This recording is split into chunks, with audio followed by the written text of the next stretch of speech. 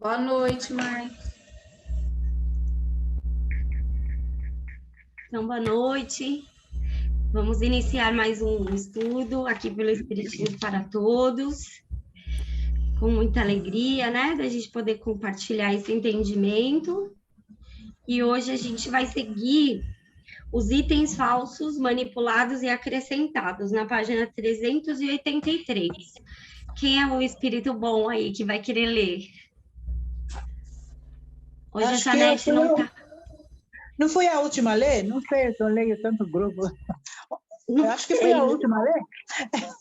não lembro se. Também não.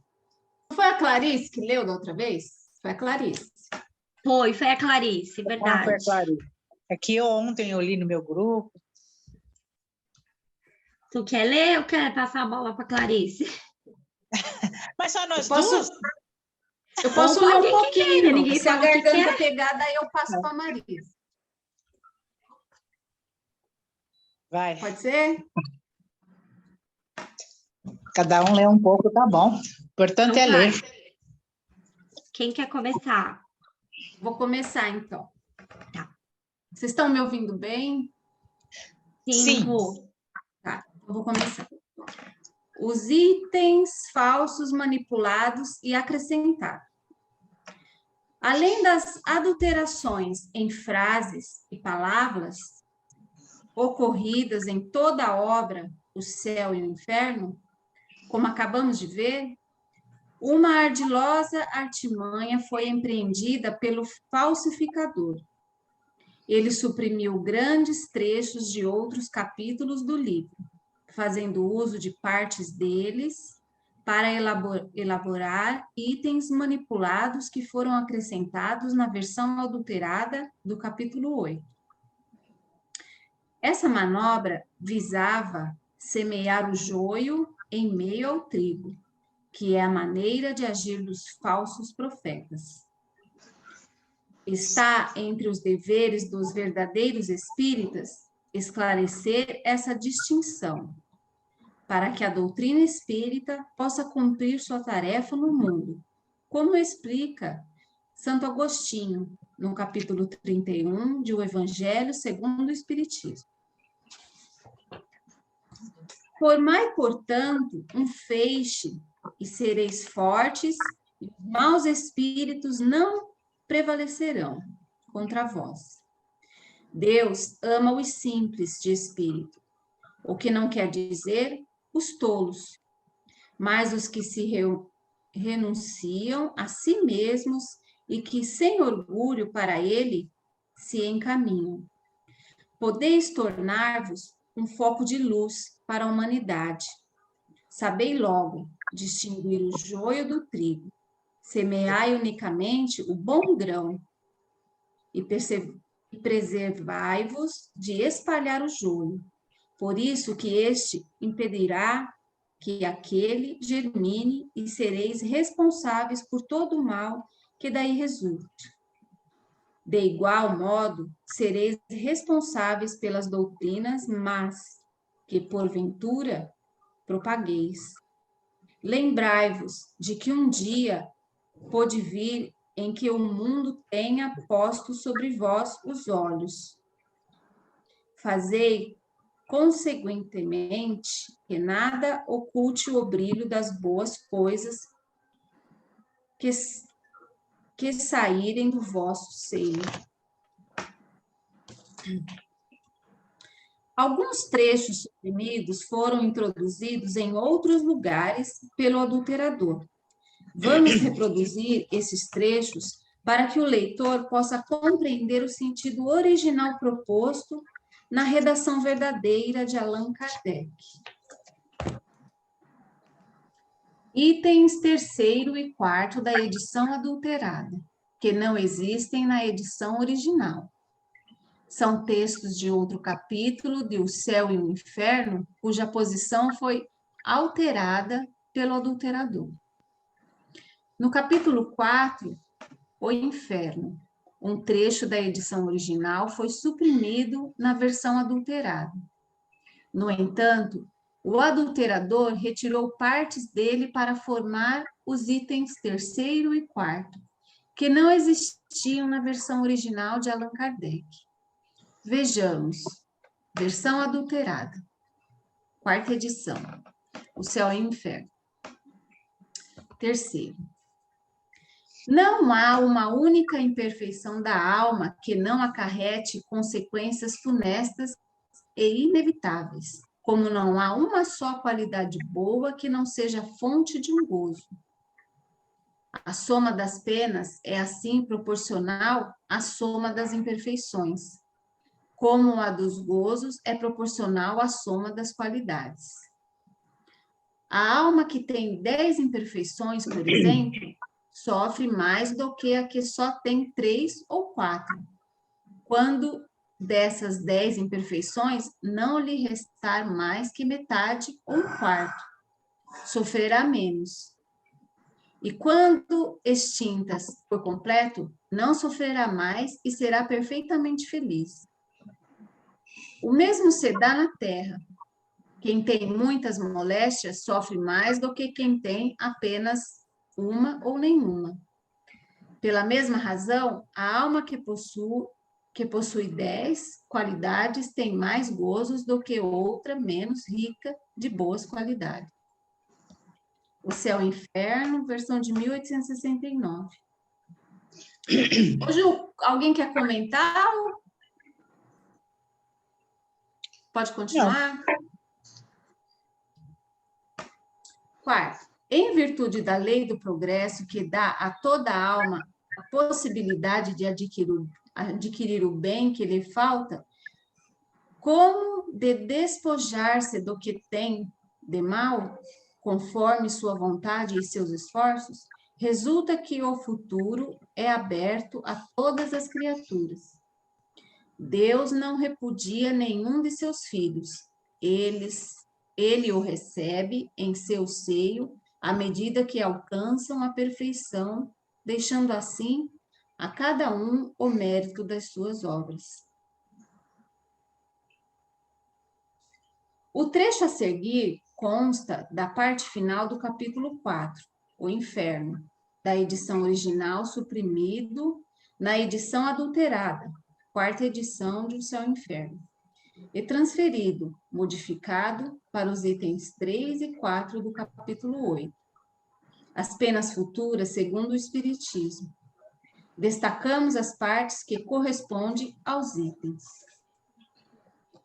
A doutrina espírita nos ensina isso. Terceiro, não há uma só imperfeição da alma que não traga consigo suas consequências lamentáveis e inevitáveis, tampouco uma só boa qualidade que não seja a fonte de alegria. A soma das penas é assim proporcional à soma das imperfeições, da mesma forma que a soma da felicidade é proporcional à soma das qualidades. Donde resulta que a alma que possui 10 imperfeições, por exemplo, sofre mais que aquela que só tem 3 ou 4. Mas quando dessas 10 imperfeições resta-lhe um quarto ou a metade, ela sofrerá menos. E no momento em que não lhe restar nenhuma, ela não sofrerá de modo algum e será perfeitamente feliz. Tal qual na terra, aquele que tem inúmeras doenças sofre mais do que o que tem apenas uma, ou que não tem nenhuma. Pela mesma razão, a alma que possui 10 qualidades tem maior alegria que a que tem menos. A consequência dessa concepção é que há tantos graus de felicidade ou infelicidade das almas após a morte, quantas forem as qualidades boas ou más que elas possuam. Sendo permitido a todos as almas adquirir o que lhes falta e desfazer-se daquilo que tem de mal, conforme seus esforços e sua vontade. Resulta ainda daí que o futuro não está selado para ninguém. Deus não repudia nenhum dos seus filhos, recebe-os em seu seio à medida que eles atingem a perfeição, deixando assim a cada um o mérito das próprias obras. A natureza das penas é objeto de um capítulo especial e resulta, ademais, dos numerosos exemplos citados na segunda parte deste livro. O Céu e o Inferno, 1865, capítulo 4. Comentários. Os trechos, quando retirados pelo adulterador de sua localização original, ficam prejudicados em seu entendimento, além de alterar e confundir a organização original dos itens do capítulo 8, como concebidos por Allan Kardec. Vale a pena estudar o trecho citado para se compreender o verdadeiro sentido proposto pelo autor. Item 5º, 6º e 18, da edição adulterada, que não existem na edição original. São textos retirados e manipulados de outro capítulo de O Céu e o Inferno, de um trecho da versão original suprimido pelo adulterador. Versão adulterada, 4ª edição, de O Céu e o Inferno. 5. Sendo o sofrimento inerente à imperfeição, como o gozo à perfeição, a alma carrega em si mesma seu próprio castigo, e isso em todo lugar onde se encontre. Por esse motivo, não há necessidade de um lugar circunscrito. O inferno, portanto, está em toda parte onde existem almas sofredoras, como o céu está em toda parte onde existem almas felizes. 6. O bem e o mal que fazemos resultam das qualidades que possuímos. Não fazer o bem, quando podemos, é, portanto, o resultado de uma imperfeição. Se toda imperfeição é fonte de sofrimento, o espírito deve sofrer todo o mal que fez e por todo o bem que poderia ter feito e não fez durante sua vida terrestre. 18º aqui, né? Os espíritos imperfeitos são excluídos dos mundos felizes, dos quais perturbavam a harmonia. Ficam nos mundos inferiores, onde expiam suas faltas pelas tribulações da vida e se purificam de suas imperfeições até que mereçam encarnar em mundos mais adiantados, moral e fisicamente.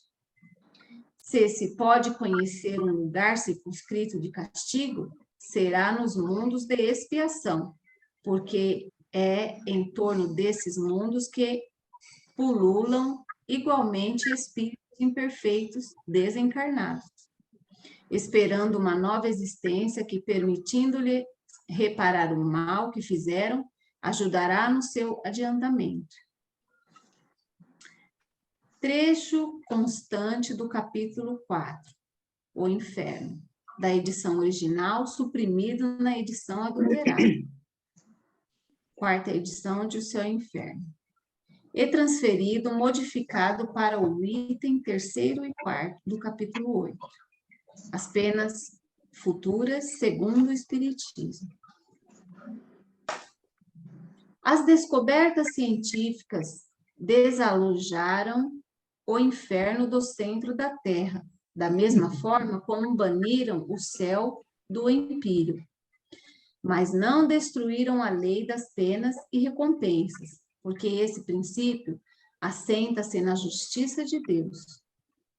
Com o progresso das ideias, a crença apenas se modificou, tomando um sentido mais racional acerca da natureza de tais penas e dessas recompensas. Perguntou-se, então, onde está o inferno? Como também, onde está o céu? Por um tempo, a crença oscilou incerta sobre um e outro ponto. A revelação moderna vem hoje firmar a opinião, mostrando-nos o estado daqueles que sofrem, assim como nos mostra o estado daqueles que são felizes. Pelos exemplos que o Espiritismo coloca diante de nossos olhos, ensina-nos que a alma no mundo invisível sofre por todo o mal que fez, assim como por todo o bem que poderia ter feito e não fez durante sua vida terrestre.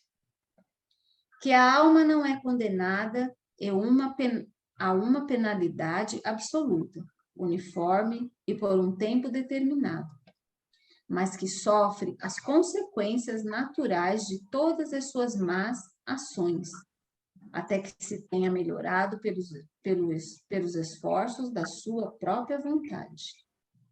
Ela carrega em si mesma seu próprio castigo, e isso onde quer que se encontre, para o que não há necessidade de um lugar circunscrito. O inferno, então, está onde quer que existam almas sofredoras, como o céu está em toda parte onde existem almas felizes. O que não está em toda parte onde existem almas felizes? O que não impede que umas e outras se agrupem por analogia de posição, em volta de certos centros. A alma sofre a pena das suas imperfeições no estado de espírito e no estado de encarnação. Mas aquelas que são imperfeitas, sendo excluídas dos mundos felizes, dos quais perturbavam a harmonia, são relegadas em mundos menos avançados, psíquica e moralmente, onde expiam suas faltas pelas tribulações da vida e se purificam de suas imperfeições, até que mereçam encarnar em mundos superiores. Se podemos conceber um inferno localizado, será nos mundos de expiação, porque é em torno desses mundos que pululam igualmente espíritos imperfeitos desencarnados, esperando uma nova existência que, permitindo-lhes reparar o mal que fizeram, ajudará no seu adiantamento. Comentário.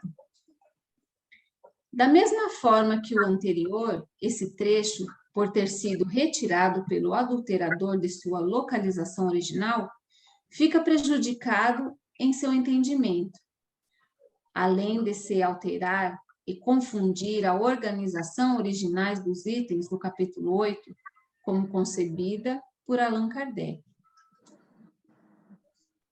Vale a pena estudar o trecho para se compreender o verdadeiro sentido proposto pelo autor. Item 9, da 4ª edição adulterada, é falso e não existia na versão original. Versão adulterada, da 4ª edição do Céu e Inferno. 9. Toda falta cometida, todo mal realizado é uma dívida contraída que deverá ser paga.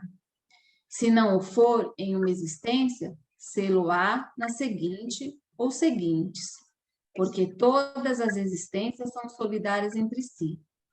Aquele que se quita numa existência não terá necessidade de pagar uma segunda vez. Comentário. Todo esse item foi inserido pelo adulterador e não pertence à edição original de O Céu e o Inferno, da forma como foi redigido. Dá margem a uma dupla interpretação. Como as religiões dogmáticas reencarnacionistas defendem a interpretação equivocada do karma. Esse costuma ser o pensamento de senso comum. Como a adulteração misturou intencionalmente os conceitos de castigo e expiação, esse item pertence à trama para ocultar o pensamento original de Allan Kardec, de que a expiação é voluntária de livre escolha, e que o castigo é o sofrimento moral. Por outro lado, as tribulações da vida são oportunidades para fazer o bem, adquirir virtudes e superar as imperfeições. Depois que o espírito imperfeito se arrepende, é preciso reabilitar-se, pois Deus não se contenta com promessas, é preciso provar, por atos e solidez do retorno ao bem. É por isso que o espírito é submetido a novas provas que o fortalecem, ao mesmo tempo em que o fazem adquirir um mérito maior quando sai delas vitorioso. O Céu e o Inferno, de 1865, segunda parte, capítulo 5. Suicidas. Ou seja, toda expiação é voluntária e está representada pela escolha das provas a serem enfrentadas na reencarnação seguinte, mas que se renova caso o objetivo não seja atingido. Não se paga a dívida simplesmente sofrendo, mas por um forte e sincero retorno ao bem, o que pode levar o tempo que for necessário para essa conquista do espírito, por seu esforço e dedicação. Essa é a verdadeira solidariedade das existências, segundo o Espiritismo. A mesma prova repetindo-se em sucessivas encarnações e pelo tempo em que se persiste a ela sucumbir. Vemos por aí que se conectam todas as existências umas às outras. A justiça e a bondade de Deus ficam evidentes ao permitir ao homem melhorar-se gradualmente, sem jamais fechar-lhe a porta para o resgate de suas faltas. O culpado é punido por sua própria falta, e a punição, em vez de ser uma vingança de Deus, é o meio empregado para fazê-lo progredir. Quanto a esse tema, diferente do item acrescentado, Allan Kardec é bem preciso neste parágrafo do capítulo 6, da versão original, o purgatório. Aquele que sofre nesta vida deve então dar-se conta de que isso acontece porque ele não se depurou suficientemente em sua existência anterior, e que se não o fizer na atual, sofrerá na próxima existência ainda, o que é, a um só tempo, justo e lógico. Sendo o sofrimento inerente à imperfeição, sofre-se tanto tempo quanto se é imperfeito, assim como sofremos de uma doença, enquanto não estejamos curados. Bem compreendido o Espiritismo, é a doutrina da liberdade de escolhas, da responsabilidade pessoal, da atitude autônoma diante da vida. As dificuldades, tribulações, dores enfrentadas na existência fazem parte da fase de superação do espírito, que busca ganhar o domínio sobre si mesmo. Não se trata, pois, de castigo e recompensa, mas de vivências neutras e úteis para o espírito. O que importa é o quanto se aprende com elas, o quão forte o espírito se torna, até mesmo a felicidade que conquistará por tirar da prova enfrentada o melhor para o seu próprio desenvolvimento. E Deus aguarda sempre esse momento, renovando infinitamente as oportunidades para todas as criaturas. Eu vou passar a leitura. Você continua mais? A gente vai no item 10 aqui agora. Com certeza. Deixa eu pegar a aguinha aqui para ele.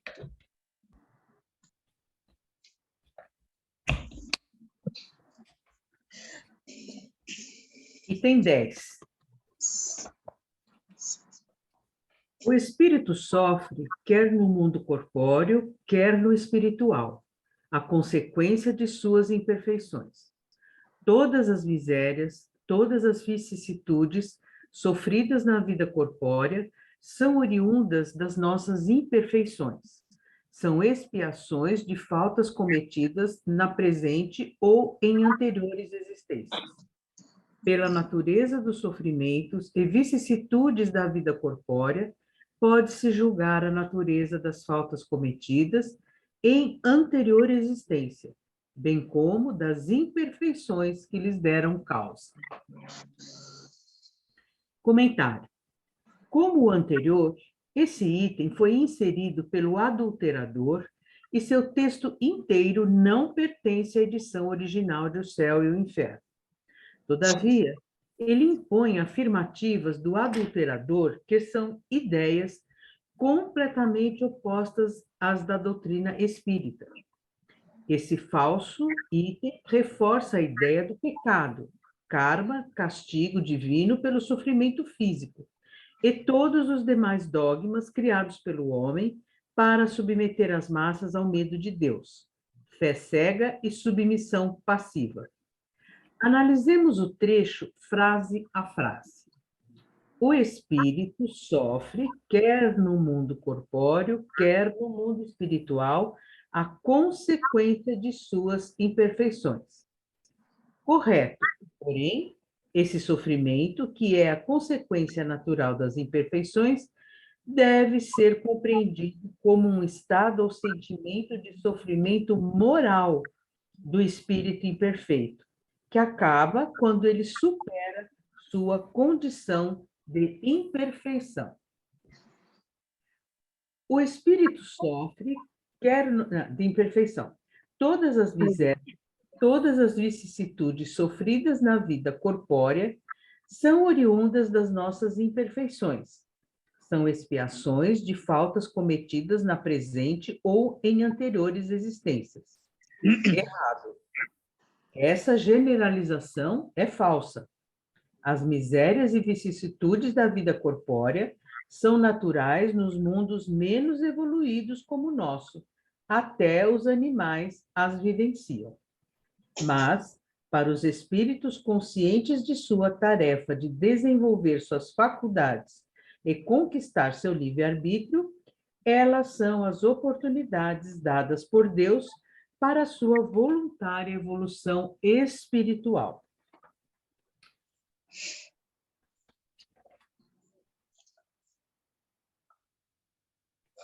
Espera só um pouquinho, gente. Quanto ao espírito imperfeito, quando ele está arrependido e as escolhe, as vicissitudes se tornam as expiações necessárias para o seu aperfeiçoamento.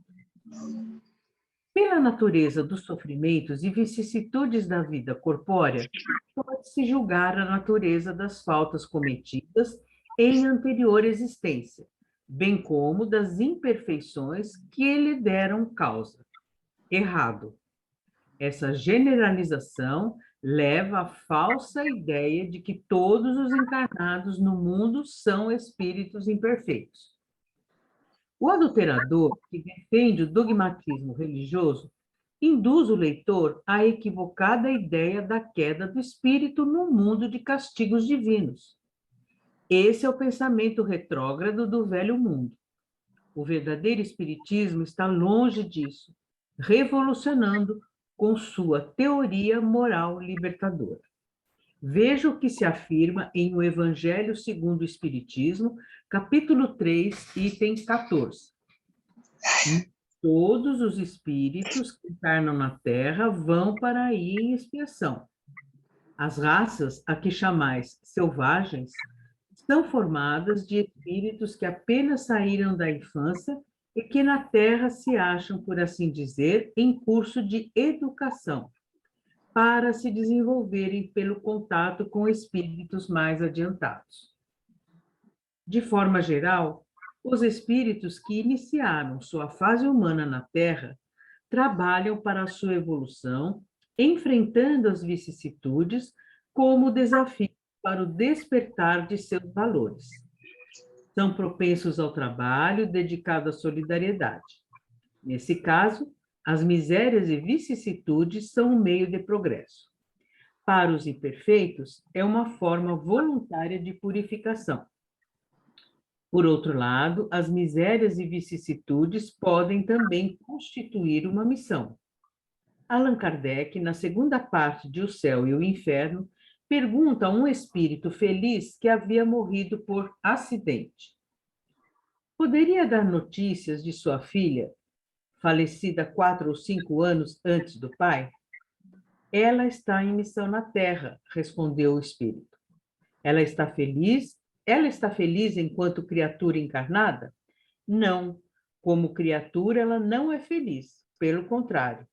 Há de sofrer as misérias do vosso mundo, para que pregue pelo exemplo as grandes virtudes que alardeais com belas palavras. Terá minha ajuda, porquanto devo por ela velar, mas não terá grandes dificuldades para superar os obstáculos, pois ela não se encontra em expiação, mas em missão. Tranquilizai-vos, portanto, com relação a ela, e fico agradecido pela lembrança. A filha desse bom espírito enfrenta misérias e vicissitudes em sua existência física, mas não como expiação, mas sim como missão, com o objetivo de servir de exemplo ao seu próximo. Enquanto criatura, ou seja, do ponto de vista humano, não é feliz, pois sofre fisicamente. Mas, enquanto espírito, tem a felicidade interior que já conquistou. Assim, nunca se pode julgar tratar-se de um espírito imperfeito pela natureza das misérias e vicissitudes de sua vida corpórea. Qualquer julgamento neste sentido é uma falta de entendimento e precisa ser superado.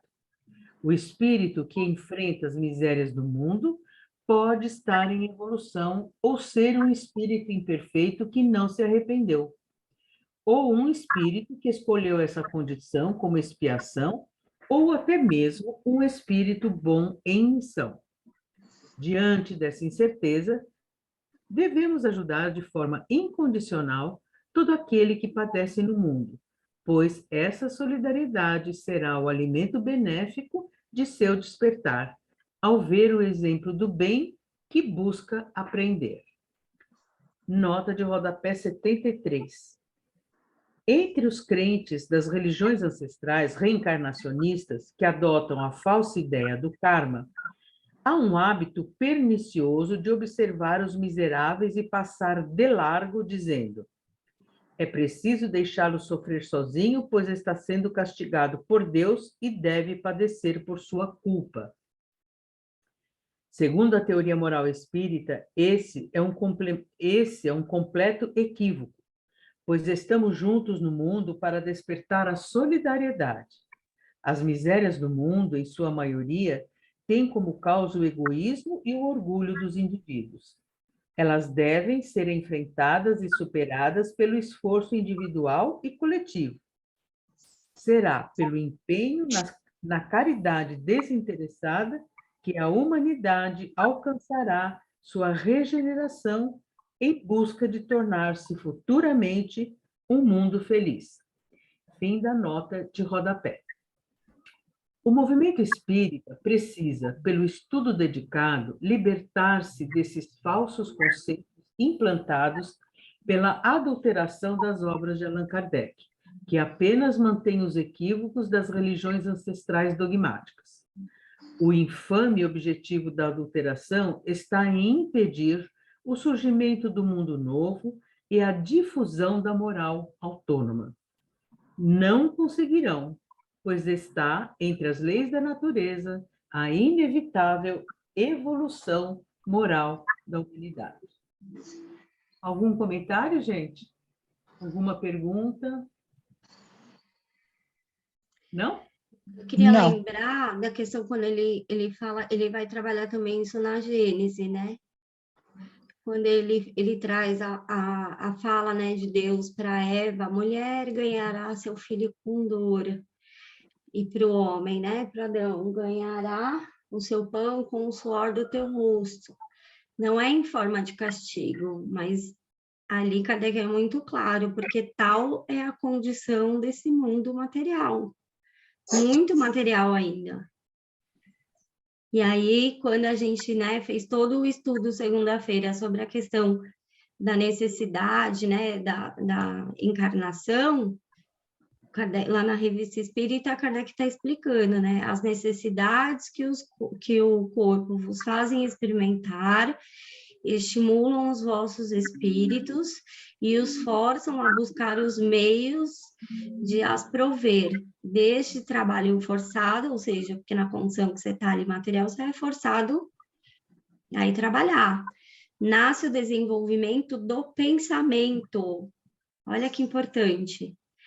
Então, constrangido a presidir aos movimentos do corpo para os dirigir, visando a sua conservação, o espírito é conduzido ao trabalho material e daí ao trabalho intelectual, necessários um ao outro, pois a realização das concepções do espírito exige o trabalho do corpo e este não pode ser feito senão sob a direção e o impulso do espírito.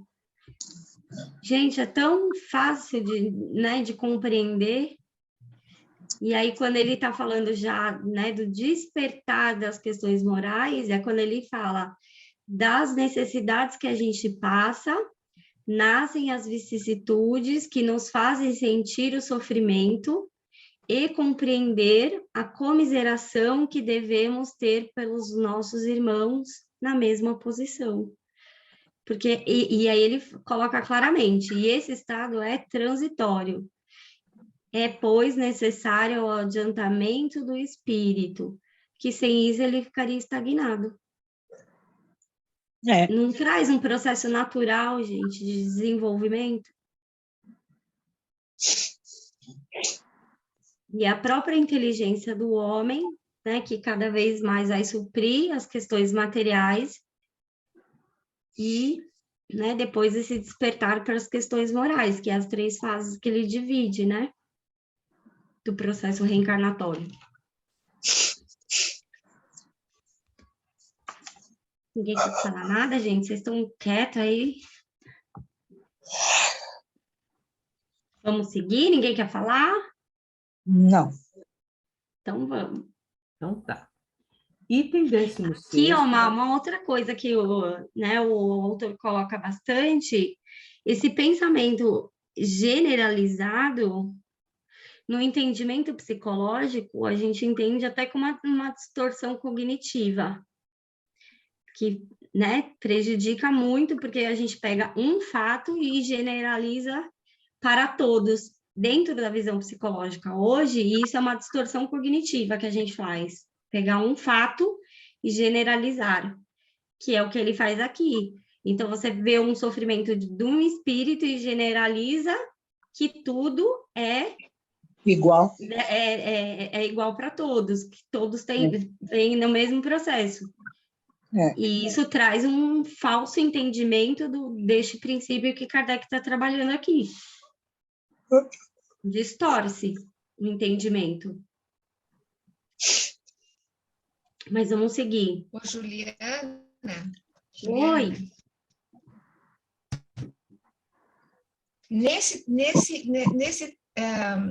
Ontem, na live do Paulo, ele deu um outro significado também para o arrependimento, né? Da AME. Ele falou para a AME ontem. Que esse que nesses... é o que... Alô? Diga, Clara, que está cortando você.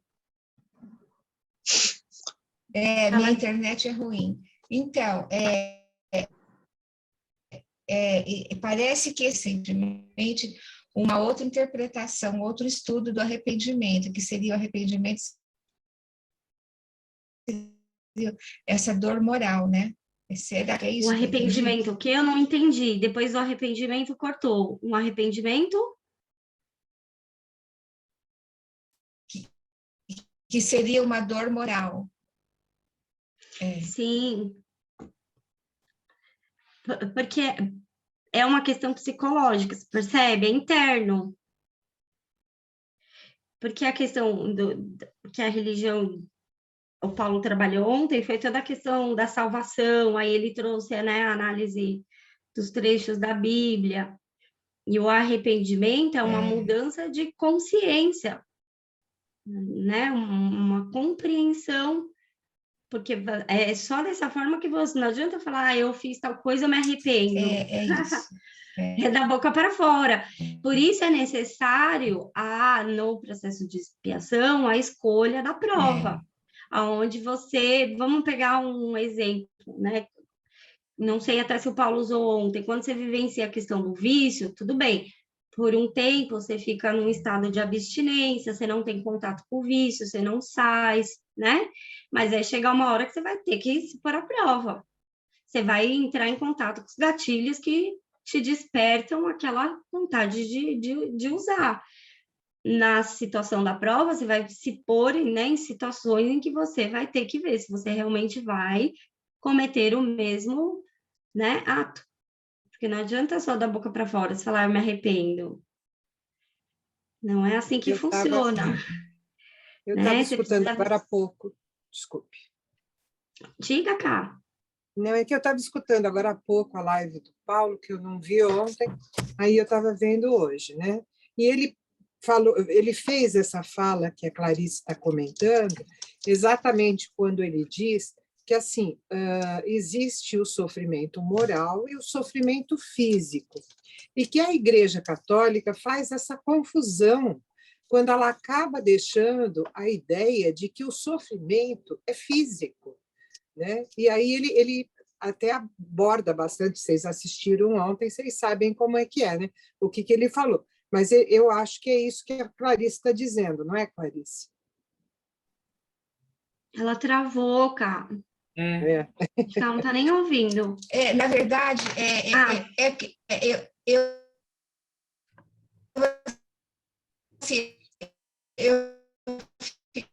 eu esqueço um pouco das coisas, mas eu acho que foi isso, que a modificação do arrependimento foi nessa tradução do grego, e que o sentido de arrependimento é que mudou para essa que a Ju falou de tomada de consciência. Então, é isso, verdade mesmo. Eu tinha esquecido disso. Porque o arrependimento, na tradução para o grego, é mudança de mentalidade. É a palavra metanoia. Isso. Então, arrependei-vos é mude de mentalidade e segue a sua vida dentro das leis de Deus, né? Porque na passagem, arrependei-vos que o reino de Deus está próximo. Então, esse arrependei-vos é mude de mentalidade. Quem muda de mentalidade, conhecendo, muda de atitude. Exatamente. O seu Arthur fez uma pergunta aqui, seu Arthur, depois... Já respondi. Depois eu mando o seu Arthur, tá lá, eu mando lá no grupo a live, já está disponível no YouTube. Obrigado. Aí a gente põe lá no nosso grupo do Nencel. Essa live foi ontem. Foi ontem, Ju? Foi ontem, às 8 horas. Não sei. Mas a gente põe lá mas no também, grupo. Mas também eu não estava aqui. Vou ter que assistir gravado, minha mãe não estava aqui. Não, mas é bom, dá para assistir, ficou gravada, dá para gravada é uma fazer as beleza. anotações com calma, porque ele usou os exemplos, né, do céu e inferno. Então, é bem legal porque a gente consegue compreender, né, o entendimento daquele espírito. E a gente vê que, muitas vezes, a prisão é uma prisão mental, né? Hoje, por exemplo, na época de Kardec, quando, né, o Paulo está falando da questão da relação com Deus por medo, né? Você não faz por medo. Hoje, a psicologia vai trabalhar o medo de duas formas. O medo real, né? Ou seja, ele existe, é necessário para a nossa conservação, e o medo imaginário, que é o medo que a gente cria pelas falsas crenças que a gente tem construída dentro de nós, relacionadas a quê? A Deus, a nós mesmos, às pessoas. Então, muitas vezes eu me limito porque eu falo para mim mesma, eu não posso, eu não consigo, eu sou burra. E aí as crenças são de desamor, desvalia e desvalor. Então, eu crio um medo imaginário, é uma prisão mental que eu me coloco. Por isso é importante a mudança, né? Se eu não mudo, e essa mudança precisa vir pelo entendimento. Eu preciso desconstruir aquilo que está, né, como falso entendimento dentro de mim e colocar o verdadeiro, porque a crença, o próprio Emmanuel fala lá no livro, né, do Pensamento e Vida, e Kardec também no livro dos Espíritos, a crença é inacessível para o outro, é só acessível por mim mesma. Por isso que o Espiritismo vai trabalhar as questões de princípio, para a gente desconstruir os falsos princípios. Sobre quem? Deus, Espírito, matéria, vida futura. Não é tudo isso? Porque se eu penso que a vida futura é o nada, então eu vou, né, abusar do prazer e vou fugir da dor, vou viver o agora, o que importa é o presente, que é a moral materialista. Se a vida futura, né, é uma condenação eterna, um julgamento, eu já cometi um erro mesmo, então eu já estou perdido, já estou condenado, porque não importa, né, o grau, Kardec vai trabalhar isso lá no céu e inferno, não importa o grau da minha culpa, eu errei, estou condenado, e essas respostas não satisfazem mais a razão. Isso aprisiona as pessoas num medo imaginário, gente. Ô, Jô, eu gostei dessa frase aí, hein? Medo imaginário. Mas né? Gostei. A gente, às vezes, na TCC, a gente trabalha com o princípio. Não são as coisas em si que nos fazem mal, que nos adoecem, mas é a forma como nós as interpretamos. Porque quando eu vou interpretar uma situação, perpassa, eu ativo a minha crença. Qual é a minha crença? Sobre as pessoas, sobre o mundo, sobre Deus. E aí eu crio uma prisão mental sobre mim mesmo.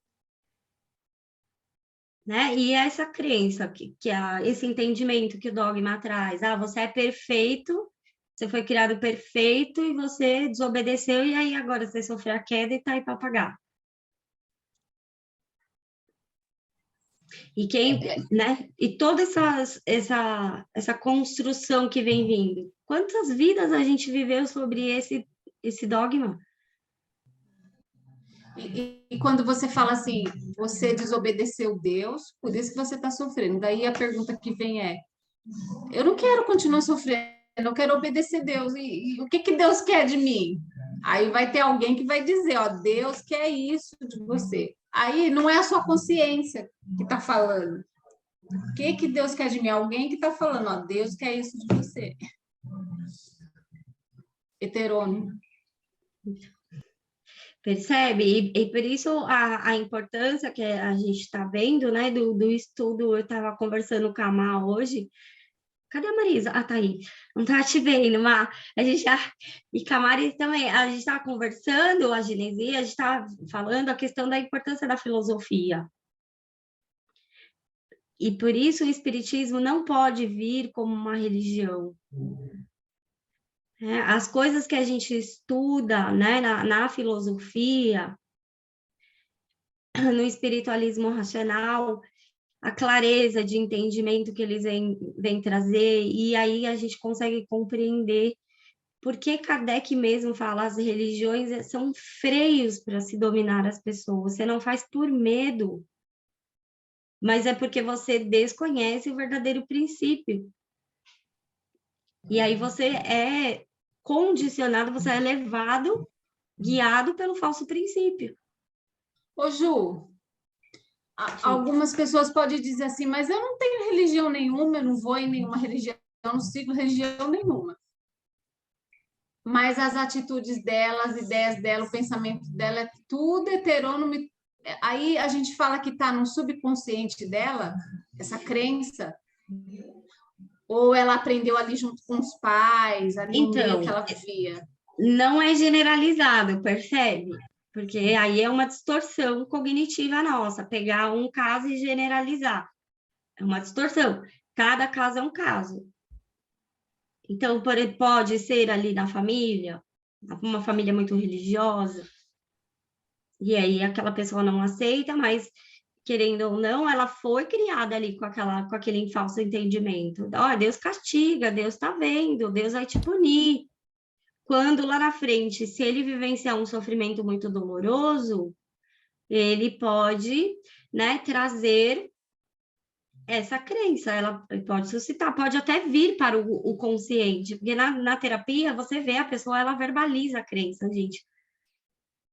Sem ela perceber, você está conversando ali, sem querer, ela solta a crença, aí você fala, a crença está ali falando. Isso é seu ou isso é da sua família? Isso é verdadeiro para você? Se é verdadeiro, por quê?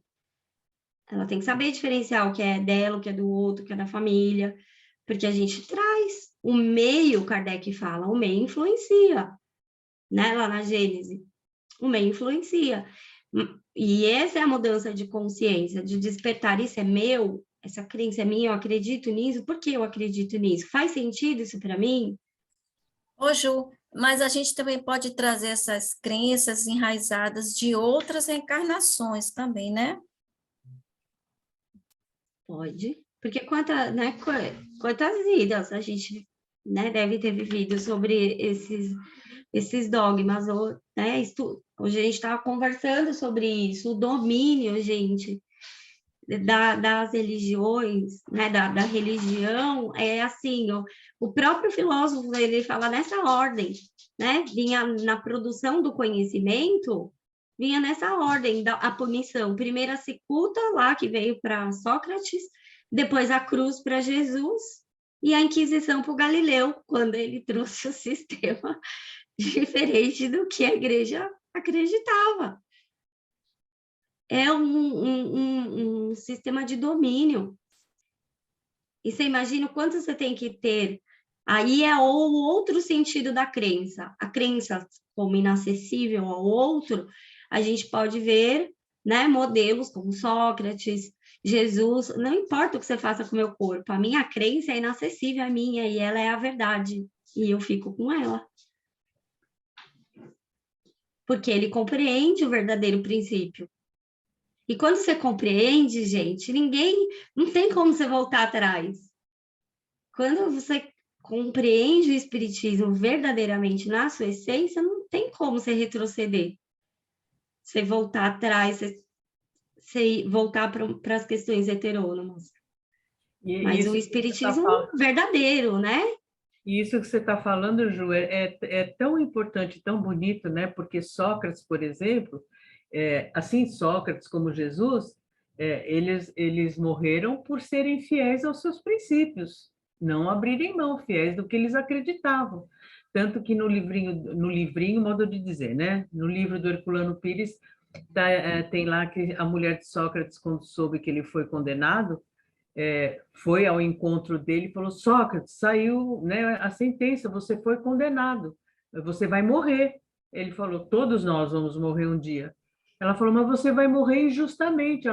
Aí ele falou para ela: e você queria que fosse justo? Que fosse justo o motivo? Ou seja, né? Ele era fiéis, assim como a gente na religião católica aprendeu que Jesus morreu na cruz para nos salvar. Não. Jesus morreu porque foi fiel aos seus princípios, não abriu mão dos princípios que ele tinha. Esse trecho aí falando da vida de Sócrates está no Apologia de Sócrates. Eu comecei a ouvir o audiobook, né? Aí tem uma parte que ele fala assim, dá a entender, né? Porque assim, eu gosto de ouvir um audiobook mais de uma vez, para eu ter certeza que é aquilo mesmo que eu entendi, se foi aquilo mesmo que foi falado. Mas deu a entender pela primeira vez que eu ouvi que Sócrates ele estava sendo acusado de derrubar um governo. Aí eu pensei comigo, caramba, as coisas que Sócrates estava conversando ali, falando, colocando o pessoal para analisar a crença deles, é muito poderoso. Se o governo se sentiu derrubado, aí é eles com eles, né? Mas é muito poderoso tudo aquilo que ele vai falando ali na República de Platão, né? Muito poderoso. E também porque ele estava, né, que é o motivo que eles alegavam, que ele estava corrompendo os jovens com as ideias dele, né? E também porque ele não era politeísta como eram os gregos, né? Deus disso, Deus daquilo, Deus não sei do quê. Ele acreditava num Deus único, né? Numa única verdade. Então, isso que você falou, Jerusa, quando a gente às vezes traz até de outras, né? Chama-se atavismo ancestral, que é quando a gente traz características de vivências passadas, né? Fica tão registrado na nossa herança e até genética que acaba se manifestando, né? E o Sócrates, ele destaca também bastante o filosofar, né? Aí a nossa cultura, ela chega assim, vamos estudar filosofia, vamos aprender sobre filosofia na escola, né? Tá lá na grade curricular, lá, filosofia. Aí chega lá na aula, não tem conversa. Você lê lá os autores, o professor fala o que ele acha que ele tem que falar e fica nisso. Agora, não se joga assim uma ideia e fala assim, vamos filosofar. A gente lê um pouco de filosofia, a gente conhece os filósofos, né?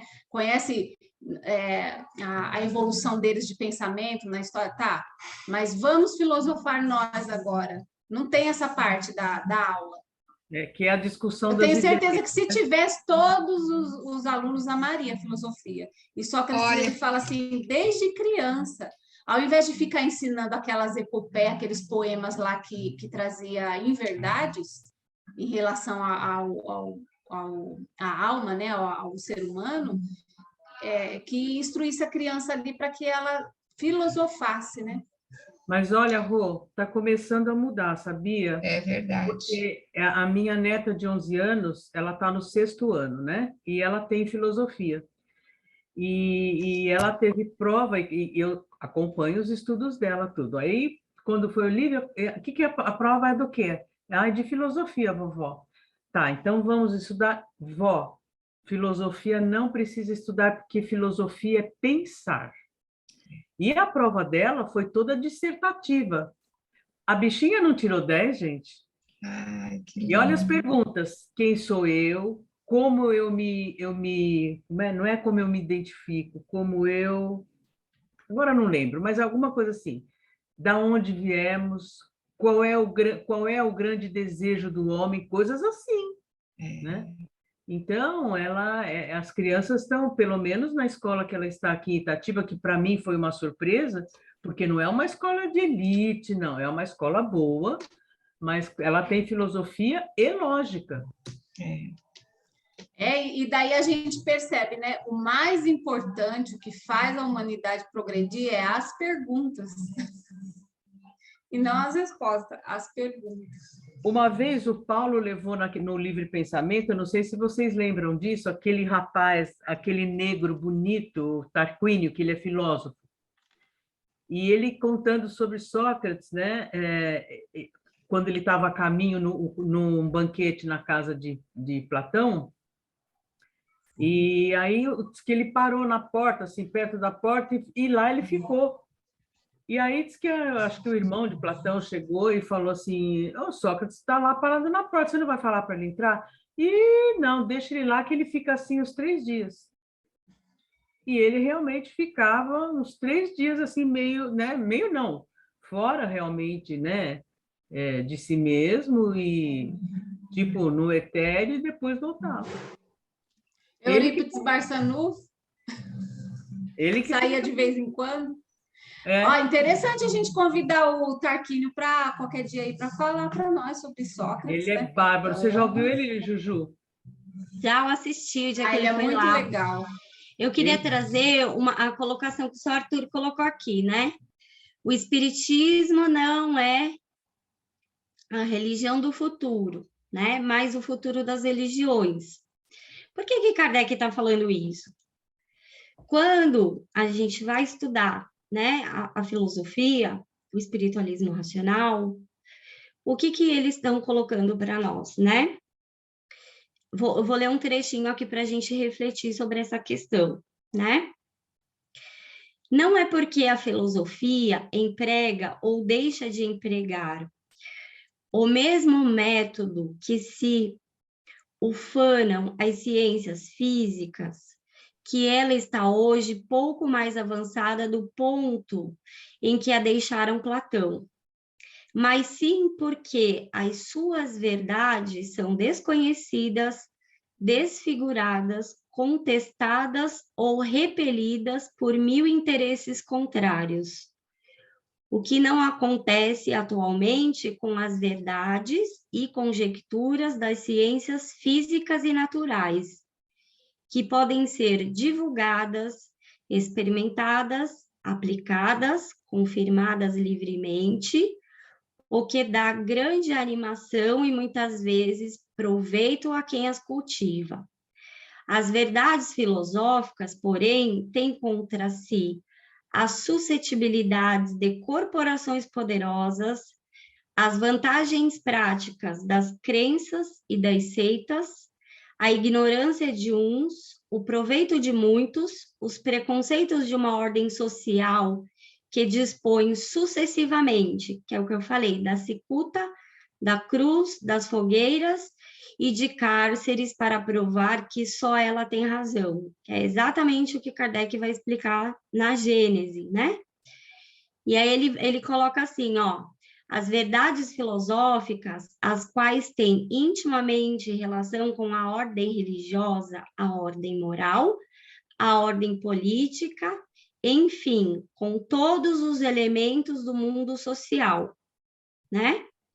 E aí ele está falando que daí existe uma oposição e luta.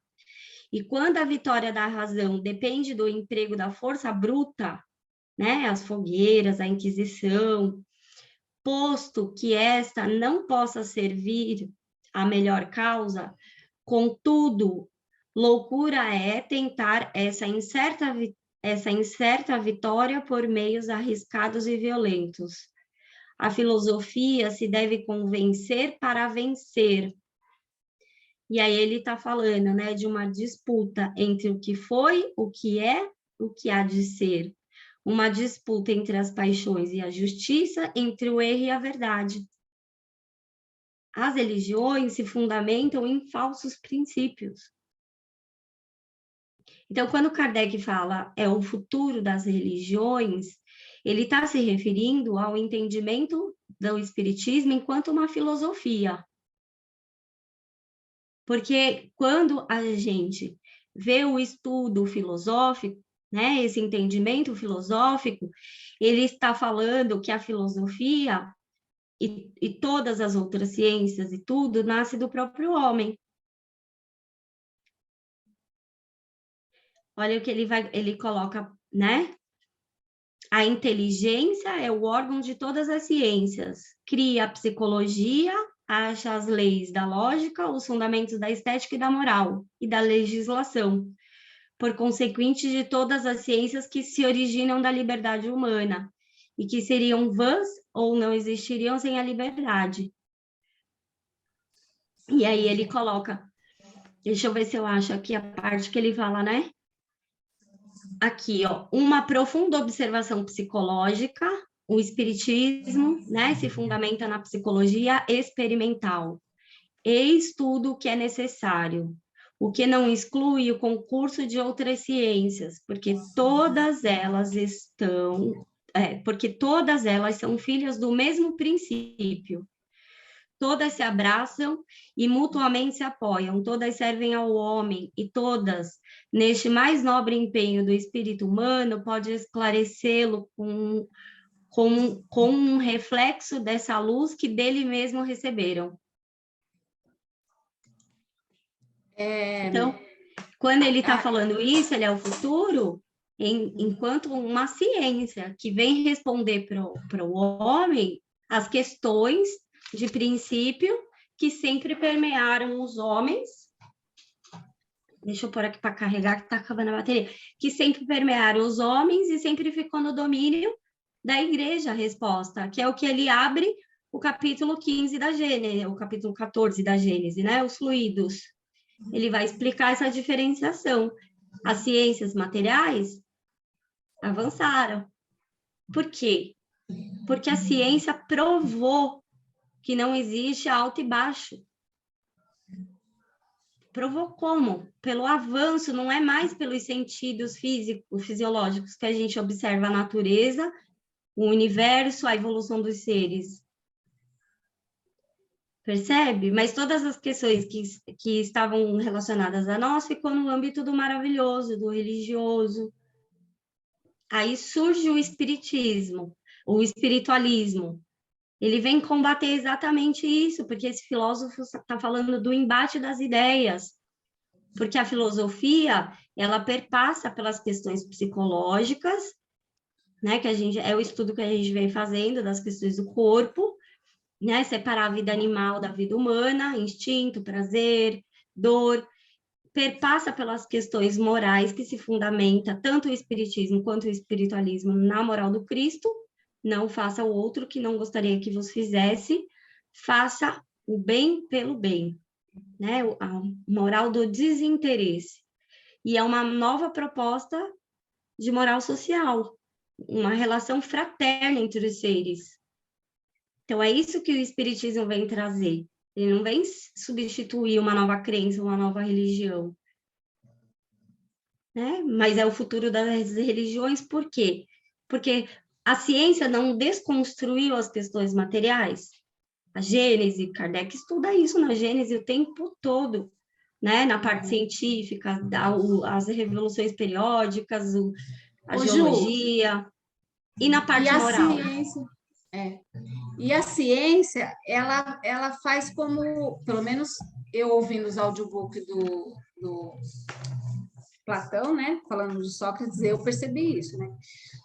O que a ciência faz? O que ela se baseia? Ela baseia na natureza das coisas e dos seres, ela observa, né?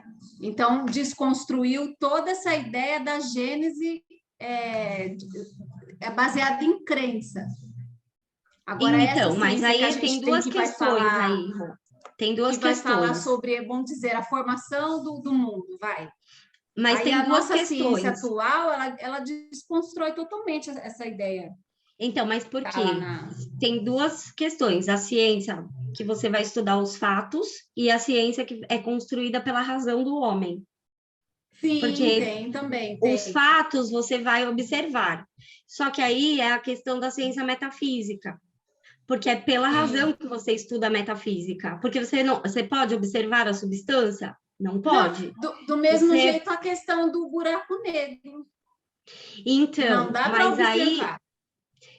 Aí, como que você vai construir o entendimento? Mas pela razão. Lógica e pela razão. Aí foi onde, por exemplo, quando as ciências naturais rompem, né, com a igreja, e depois vem aquele movimento, depois da época de Kardec, para romper com a questão da ontologia, metafísica e o espiritualismo racional, eles falam, não, vamos emancipar as ciências. Um resumo, né, gente? Tô falando aqui. Vamos emancipar as ciências, cada um para o seu lado. E aí se tirou a união de todas elas, é a inteligência do homem. É essa busca da sua razão, porque o fundamento de todo esse estudo é a razão. Porque se você não tem a razão, como você vai pensar? Porque a razão, a busca de todo homem para a filosofia é a busca da verdade. O que é a verdade para a filosofia? Quando ele fala lá, a verdade pela verdade. Para o espiritualismo racional, a verdade é o entendimento. É a razão, né? A faculdade da razão. Mas aí a ciência tem muito essa questão, e mesmo na própria psicologia, quando a gente vai estudar psicologia, existe, né, lá atrás a história, tá, mas como que você vai observar a alma? Se a psique é a alma. Então, da mesma questão que surge para os materialistas, né, falar, não, e para a própria psicologia se tornar muito materialista, você não pode observar a alma. Porque se queriam matar, né, o espiritualismo e o espiritismo. Porque por espiritismo, a ciência não se torna metafísica, você não observa a alma pela mediunidade, a manifestação. Pelo espiritualismo, você não observa os fatos do espírito humano. A psicologia abandonou tudo isso. E a ciência abandonou a questão da metafísica. E aí fala, não, é tudo pela observação. Não é. Porque a própria fundamentação da teoria do Big Bang não pode ser feita pela observação do fato, porque o cientista não estava lá, como que ele observou o fato? Ele está usando o método metafísico, percebe?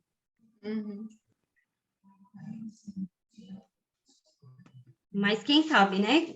Mas toda essa recuperação que a gente vem aí estudando, né? Kardec, Espiritismo, na sua verdadeira proposta, né? Como uma ciência.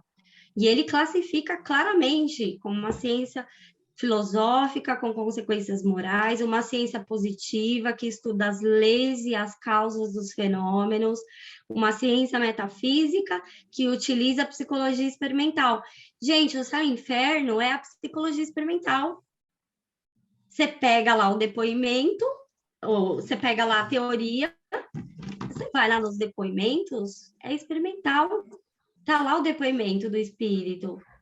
Quando não tem aquele depoimento que eu sempre brinco, que o espírito, né, foi o que mais me marcou, o depoimento dele, ele fala, a minha pátria é o espaço e meu futuro é Deus. É o resumo da Gênese em uma frase. Quando você vai estudar, né, o espaço, o tempo, nada não existe, é tudo relativo. Você não está ali estudando a compreensão daquele espírito, o entendimento dele, o desenvolvimento dele, a capacidade dele. Então, é filosófico, é psicológico. E é ciência. Kardec nunca instituiu uma nova seita religiosa. E tem muita gente que fala assim, se tirar a religião, você tira o Cristo. Gente... Mas o Cristo não é religioso. Então, mas tem pessoas, eu cansei de ouvir isso. Se você tira o espiritismo da religião, você tira o Cristo. É porque a pessoa não estudou o espiritualismo, porque lá é claro, ele cita o evangelho. Mas não na questão, assim, no sentido sagrado do Jesus, e sim num sentido moral, gente.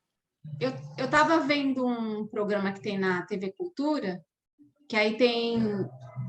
eles estavam falando de Jesus, o programa é sobre Jesus. Aí eles chamam pessoas para falar. Aí teve uma pessoa que falou do Jesus através dos relatos populares, o Jesus histórico e o Jesus religioso. São as visões que a humanidade tem de Jesus, né? Então, aí, isso que você falou de se tirar a religião, tira Jesus. Não. De jeito nenhum. Mas é o falso entendimento, Rô, que a gente precisa desconstruir. Que envolve falsos princípios de Deus, que Deus enviou seu filho, que o sangue dele vai lavar você dos pecados. Percebe? E me pareceu assim que o relato que eles estavam falando ali do Jesus histórico é o mais coerente do que não sei como foi o relato, Jesus então não nos posso relatos falar se foi populares e o Jesus religioso. O Jesus histórico é o mais coerente.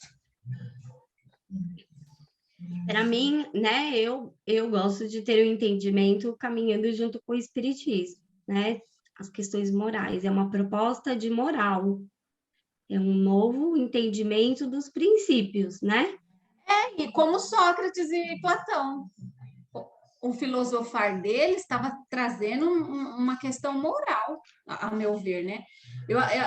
Essa ideia de que o Paulo está incitando a gente a falsos princípios e princípios verdadeiros, aí eu estava lembrando, né? Eu ouvindo o audiobook do Platão, né? E os diálogos ali de Sócrates. O Sócrates, quando ele vai conversar, ele observa as coisas e os seres, para poder fundamentar naquilo, para poder falar para as pessoas, e daí as pessoas vão pensando, é assim, não é? Tem sentido e tal, aí ele vai conduzindo assim. fazendo as pessoas pensar na primeira crença delas, e daí ele vai fazendo elas pensarem. E daí ele observa as coisas e os seres. É verdadeiro, os seres são verdadeiros, e as coisas também são verdadeiras, né? A gente está aqui encarnada, a gente tem os objetos, tal, que a gente é necessário e tal, são verdadeiras. Então, ele observava e tirava daquilo fundamento moral para poder, com aquelas pessoas ali, elas fundamentar ou não a ideia que elas estavam tendo sobre tudo. Né? E isso tudo lá no República de Platão. Eu recomendo, gente, o audiobook, ó, enquanto eu estou cozinhando, lavando uma louça, inventando uma receita, estou ouvindo. Aí você ouve, Rô. É audiobook. Alguém quer comentar mais alguma coisa? Concorda, discorda, sem corda? Então, deixa eu terminar. Aí a verdade é a verdade por conta disso. Tá na natureza das coisas e dos seres. E a falsidade, né? A falsa ideia. A pessoa está desenvolvendo por interesses próprios. Nem né? sempre, E você não vamos fechar você um não observa na entendimento. natureza aquilo que a pessoa está falando. Não, mas não vamos fechar um entendimento baseado no que a gente compreendeu. Vamos buscar um entendimento sim, é a minha dentro do que, compreensão, né? Porque senão fica determinista, é só o interesse. E a própria questão que eu li ali, né? Uns são pela ignorância, outros pelo poder, e assim vai. Não é determinista, entendeu? Sim. Porque Porque senão assim, fica se a gente vê os animais na natureza, a gente observa o verdadeiro princípio. Agora, o falso princípio a gente observa nos animais na natureza. Mas de que princípio você está falando quando você está observando a natureza? Por exemplo, da cooperação. Então, né? Mas é um verdadeiro princípio, porque está na natureza. Ela está linkada com a questão de Deus. Sim, porque se Deus está ligado com a questão da todos... cosmologia, percebe? Porque não é só uma coisa, passa pela cosmologia, onde eles vão fazer o estudo racional dos seres, né? O conjunto dos seres do universo que eles dão o nome de natureza. E aí eles vão separar também pelas questões, tanto envolve na questão lá que eles vão trazer os exemplos na parte psicológica, quanto na parte cosmológica, onde vai ter o processo de evolução dos seres e a contribuição dos seres dentro da lei de harmonia, vamos colocar assim. Então, que ele vai estudar na parte que existem as ordens, né, morais, físicas e as ordens morais. Existe nas ordens morais um sistema de vontade, nas ordens físicas as leis que regem a matéria. Uhum. Então, ele vai pegando tudo e vai fazendo as divisões. O instinto, ele fala assim, o instinto a gente observa no animal, mas a gente estuda o instinto na parte psicológica. A diferença do homem para o animal, e se estuda na parte psicológica também, porque o homem tem consciência do seu ato instintivo, coisa que o animal não tem. Ele age, mas não tem consciência do ato instintivo ou da finalidade do ato. Você age instintivamente, mas você tem consciência que você está agindo instintivamente. Percebe? Então, são várias questões que a filosofia traz e que aí a gente precisa de um entendimento maior, né? Um estudo mais aprofundado para poder fazer o fechamento de tudo isso. De entender, né? Mas a gente vai estudando. Agora o Céu e o Inferno vai trazer abrir novos horizontes aí pra gente. Não é isso? Tudo certo? O moço da sala aí, já podemos fechar a sala, você já limpou, já tirou as pipocas. É isso, paramos gente. Por aqui, né? Então, a gente parou na página 391, para a gente pôr lá para o seu Mário, que ele não pode vir hoje. Na página 391, certo? Item 16 da quarta edição, Má? Espera aí, bem. É Isso, 391 no item, quando o parágrafo que começa, item 16º da 4ª edição. É o último parágrafozinho, né? É isso Tá. mesmo, é. Perfeito. Então é isso. Então, obrigada, gente. Uma boa noite, boa noite semana. para todo Boa noite a mundo. todos. Tchau, tchau. Vocês. Tchau, gente. Boa noite. Boa noite a todos. Boa noite. Obrigado. Até mais. Boa Boa semana para todos.